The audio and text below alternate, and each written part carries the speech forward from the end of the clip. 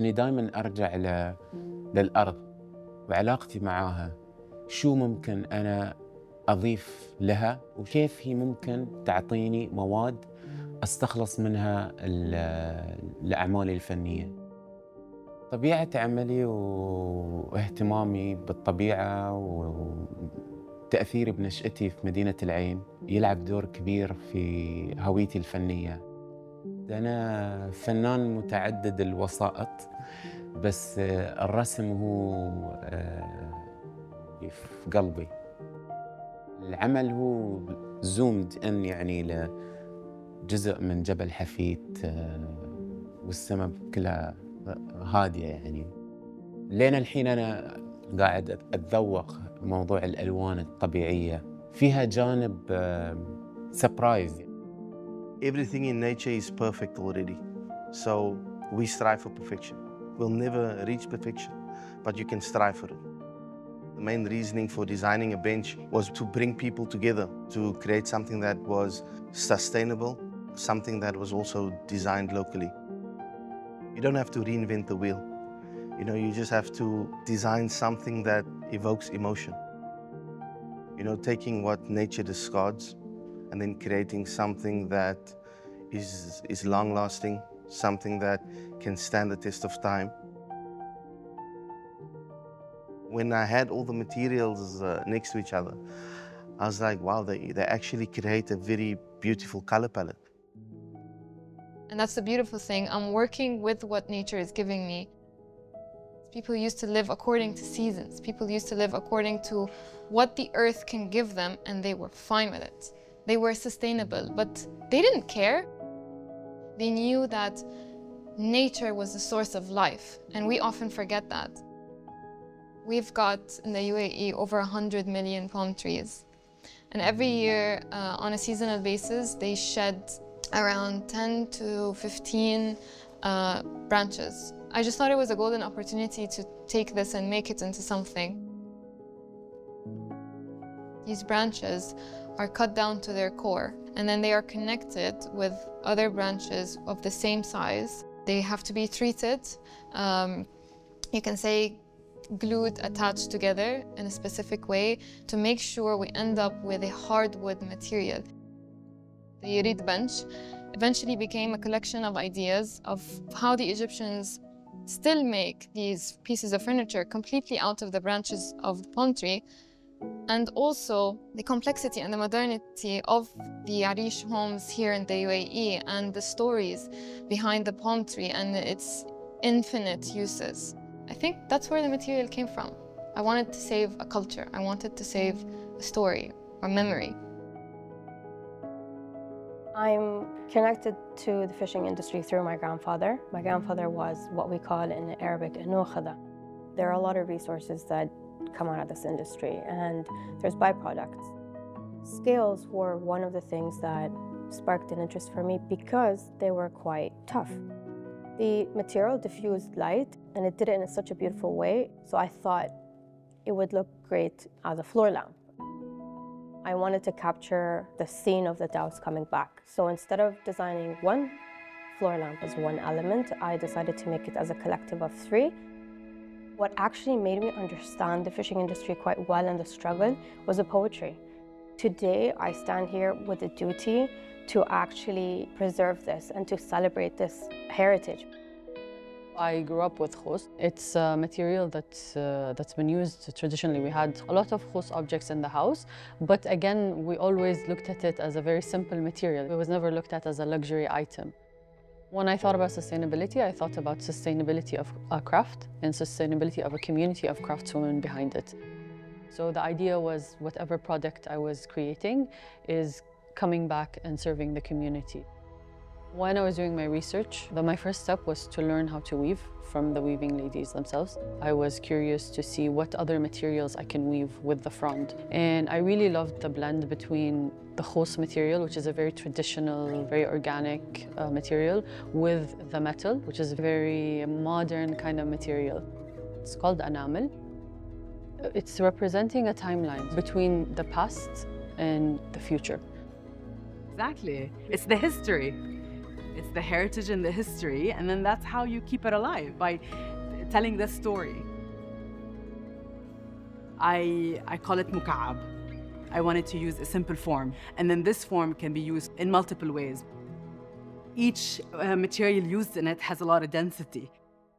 The idea was to explore how can you use that leather, cut it in certain shapes, for example, how it will blend with the hose. When you mix the hose with the leather, you end up with a new material that is actually very functional. You can do many shapes with it. When you see how back in the day, like how they used to use materials that are existing, we need to go back to the basics to really start and take an approach of how we're gonna be more sustainable. We started with tracing back the history of the date pit in Emirati culture. The constituency is similar to wood. Why doesn't it serve some structural purpose? This is what led us to experimenting with that and thinking about how to work with it and how to dry it using the sun and all of that. And that's where the idea of creating a vanity table that pays tribute to, the cosmetic uses of the date pit started. I think the biggest takeaway from our process is there has to be a marriage between science and design. Science has to be put to practice, and design has to be practical. Functionality was very important to us when we were designing. Not only the way it looks. We looked into what material we have, then we start to build a design around it. We're just looking around the construction waste that is being discarded on site, and we looked at the wood and I was like, how are we going to use that to have a piece that is supposed to be luxury? Just try. What will happen? You know what I mean? It's modular, so a repetition of a unit that can serve multi-purposes. Every piece is different. Yani you will never get the same distribution for the stones and everything. It's so unique. الاستدامة هي عقلية أو طريقة تفكير وصلنا فيها لمرحلة أن هي عبارة عن محور أساسي في حياتنا. أحس أن في دائما ربط بين العلم أو التخصص العلمي خصوصا الكيمياء وبين التصميم. يعني إذا الحين قلنا تصميم أو فن، دمج لونين مثلا أزرق وأحمر يعطيني بنفسجي. الشيء اللي خلاني أوصل للبنفسجي تفاعل كيميائي. أول تصميم كانت قطعة إضاءة، كنت حابة إني أبرز فيها شعور أو أوصل شعور مشي الشخص تحت شجرة الغاف. أنا أؤمن بأن المادة الطبيعية في أي مساحة كانت لها طاقة معينة، لها طاقة غير تميزها عن أي منتج أو مادة صناعية. I was looking for a material that looked a bit like a skin, and then I came across the kombucha.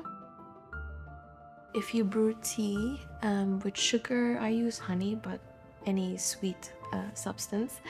Let it sit for some time. It starts to form a layer like a biofilm on top. It's just a beautiful material with a lot of potential, a lot of underlining texture and substance. I allowed it to kind of inspire me and direct me towards the design. I began with this narrative that relates to my grandmother and the women in my family. I wanted it to be a lamp because I wanted it to exuberate that warm energy that my grandmother exuberates. I went through different phases of experimenting with the material henna itself and how it can be transparent. And then eventually I found something that worked out. When someone is done using this piece, they can completely reform it and reshape it, the same way I can reform and reshape all my memories with her. My goal was to make plastic look like it's not plastic. To divert as much of plastic off landfills as I could. And 8-seater dining table, it's a large-scale piece and it made sense to me. But also I felt connected to this piece because I feel like dining table, it's a very empathetic piece of furniture. It's meant to create memories, it's meant to bring people together. I felt that all dots were connected. Plastic is not perceived as a luxurious material, but it's a luxurious choice to give a second life to it. I just wanted to be in a world where design is more in touch with humans. The way people in the past used to live, I feel like that was a source of inspiration. Craftsmanship is something that always interests me. The main concept was to create furniture pieces for the majlises in COP28 and Union Day, and having those pieces be reflective of kind of a reinterpretation of what a typical majlis might be. It's not just a chair. It's more than that. It's about celebrating the diversity and unity in the UAE. It's made out of linear elements inspired by the tree trunk of the palm tree. And it pays tribute to Beit al-Sha'ar, the Bedouin tent. All three designs had the same material palette. And that's something that we consciously worked on from the beginning. When they sit in the majlis, they come from the same family or the same kind of source of inspiration and thought as a process. The piece is made of two main elements, the wooden element. Using offcuts from 3 different types of wood.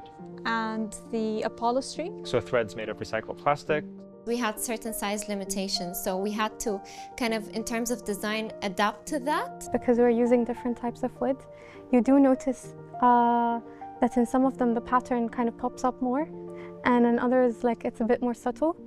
There's a lot of embroidery techniques. That's been there for generations. And I wanted to celebrate that through the piece. I wanted to replicate the rich graphical elements that are always present on that Sadu fabric. The Shajara Sadu pattern was etched on the wooden base, resembling the process of growth. It's not just about the materials, it's also about thinking of the full life cycle of the product. Making these decisions and communicating how that process went shows people that you could make good design with minimum wastes. I mean, we have to change. There's so much more to explore.